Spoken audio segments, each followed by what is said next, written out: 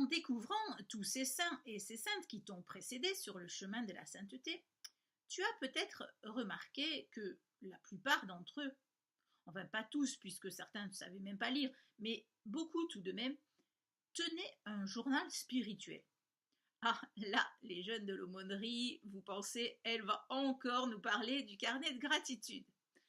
Ben oui, je voudrais revenir un peu sur cette pratique de tenir une sorte de journal de votre relation avec Dieu. Tu t'es sûrement rendu compte dans la vie que dire, écrire quelque chose lui donne plus de poids que juste le penser. Dire ou écrire je t'aime, c'est pas pareil que juste le penser, surtout pour l'autre, mais aussi pour toi.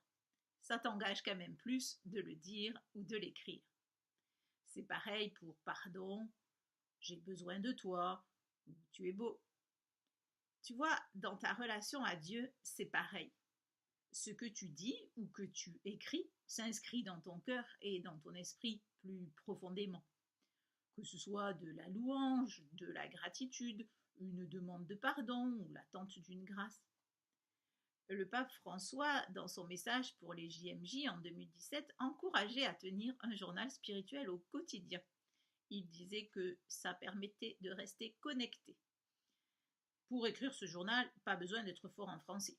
Ici, pas de prof sadique pour te barbouiller ton cahier de traces rouge sang.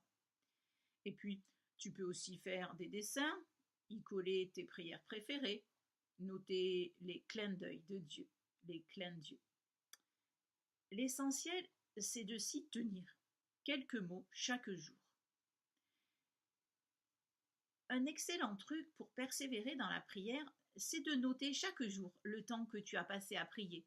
5 minutes, 15 peut-être. Plus, ça serait bien. Et puis, tu me dis souvent, avant d'aller te confesser, je ne sais pas quoi dire. Eh bien, c'est le moment de relire ton cahier. Tu verras.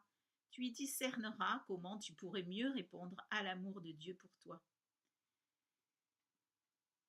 Et si un jour tu doutes de toi ou de Dieu, il te suffira de l'ouvrir, de faire mémoire des grâces de Dieu pour toi et des élans de ton cœur vers lui, et tu retrouveras confiance.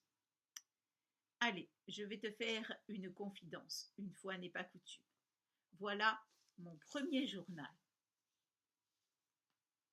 J'avais l'âge des plus jeunes d'entre vous quand je l'ai commencé. Il n'y a que des prières que j'ai recopiées. Pour apprendre à prier, on peut commencer par utiliser les mots des autres.